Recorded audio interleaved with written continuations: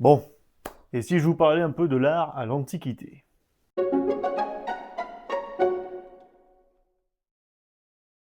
Quand on pense art et Antiquité, globalement on pense tout de suite aux Grecs ou aux Romains. Des temples gigantesques qui tiennent debout encore après 2500 ans, des statues de mecs bodybuildés avec le paquet à l'air, de grandes fresques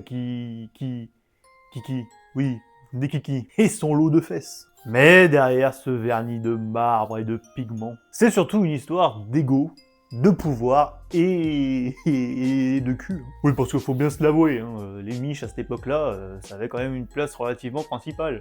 Mais bon, tu me diras qu'à ce niveau-là, ça n'a peut-être pas forcément changé. Bref, l'Antiquité, c'est le moment où l'humanité a décidé que ses dieux, ou même ses chefs, voire ses fantasmes, méritaient d'être gravés pour l'éternité.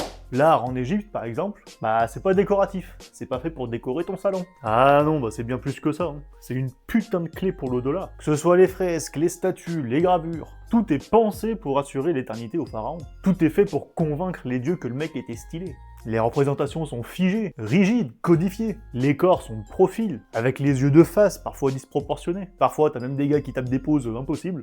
Par moments, les proportions sont complètement irréelles. Là, on cherche pas à représenter la réalité, mais un putain d'ordre cosmique. Tout est codifié, chaque détail a son importance et sa signification. Et bien sûr, le pharaon est toujours représenté jeune, beau, serein, musclé, même si en vrai il aurait très bien pu être édenté, gras et boiteux. Passons maintenant à la Grèce archaïque. Bon, chez les Grecs au 7e siècle avant Jésus-Christ, apparaissaient les courroies. Une espèce de truc souple, avec des espèces de dents, pour faire tourner et entraîner des machins, pour que ça entraîne un moteur. Non mais là on ne parle pas de courroie de distribution, abruti, on parle de kouros. Parce que kouros et courroie au pluriel en français. Ah, mais qu'est-ce qu'il est con. d'accord. Non mais l'autre Pardon. il parle de courroie de distribution alors qu'on est en train de parler d'art. Ouais, On en tient un bon là. Ouais, mais faut me prévenir aussi, les gars. C'est pas comme si moi j'y connaissais quelque chose. Eh non mais justement, c'est bien ça le problème. Au fait, au moins est-ce que tu comprends déjà toi-même ce que t'es en train de leur raconter. Putain, ça va être long. Bon, alors globalement, les courroies, c'est des grandes statues de mecs à poil, très souvent les bras collés au corps, raides comme des piquets. Certes, c'est pas très réaliste, mais on commence déjà à voir que les Grecs commencent à bien kiffer le corps humain. Oh, la vache, là, putain, la tronche qui tire celui-là. Il fait flipper.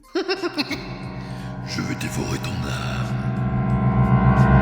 Et c'est le début d'une époque où l'homme devient enfin digne d'être représenté en lui-même. Pas seulement comme un roi ou encore un dieu.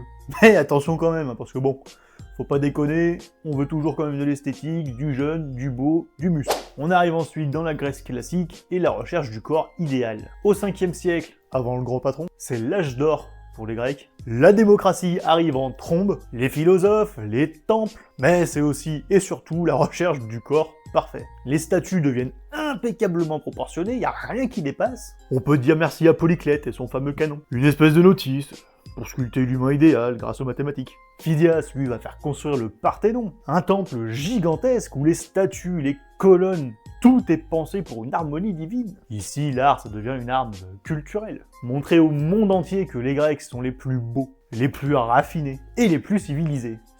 C'est un peu l'époque où l'art devient une vitrine de la perfection humaine. Les muscles parfaitement lisses, les postures qui sont impeccablement équilibrées. Et bien sûr, on n'est plus dans la représentation de l'homme réel, mais plutôt de l'homme rêvé.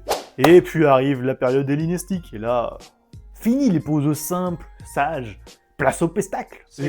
Abruti. Les sculpteurs ne veulent plus non seulement représenter le beau, mais aussi les émotions, le drame, la douleur, ou encore même l'extase. Oublions pas non plus qu'on est toujours chez les Grecs.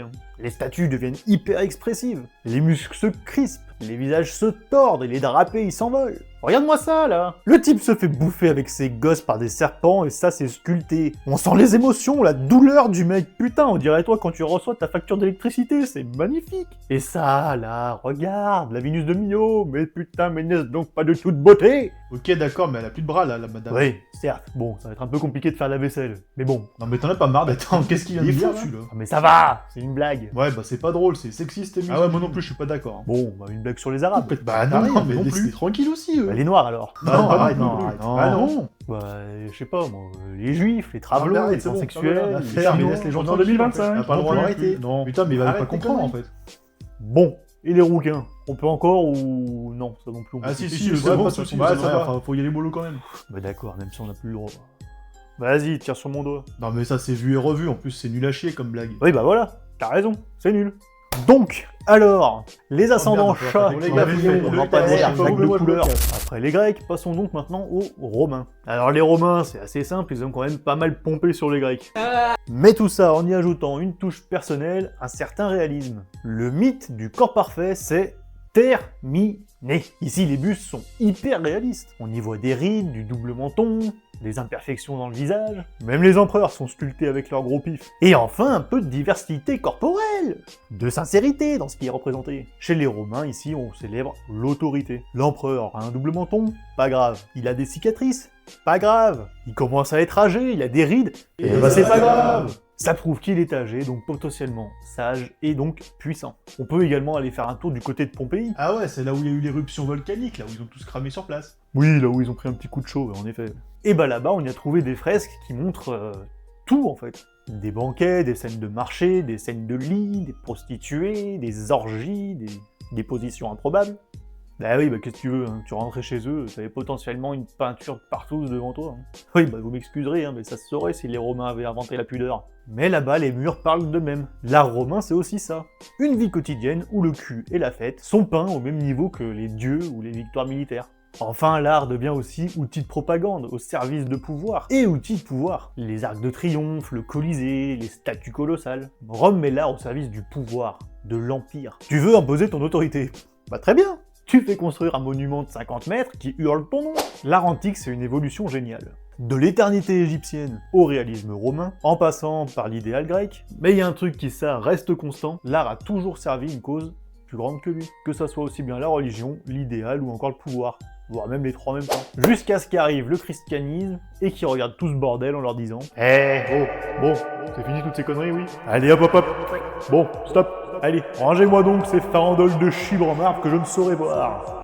Maintenant, c'est Jesus only. » Mais ça, c'est une autre histoire pour une autre vidéo. Si t'es encore là, merci d'être resté jusqu'au bout. Je t'invite évidemment à t'abonner, à mettre un j'aime, un petit commentaire, me dire ce que t'en as pensé. Et à bientôt pour d'autres vidéos.